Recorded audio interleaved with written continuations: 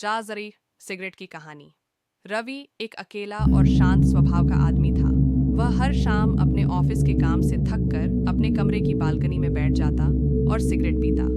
धुएं के साथ उसकी परेशानियां भी जैसे हवा में घुल जाती। एक दिन उसने एक पुरानी सिगरेट की डिब्बी अपने कमरे की अलमारी में पड़ी देखी। वह डिब्बी काफी पुरानी और जर्जर थी, जैसे किसी ने सालों से उसे छुआ ना हो। जिज्ञासा में उसने उसमें से एक सिगरेट निकाली और जलाने की कोशिश की।